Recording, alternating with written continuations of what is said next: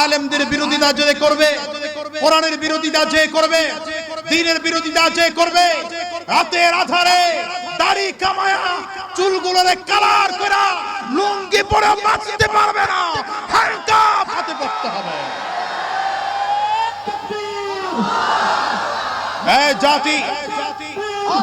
জাতি শিক্ষা গ্রহণ করো, জাতি শিক্ষা গ্রহণ করো।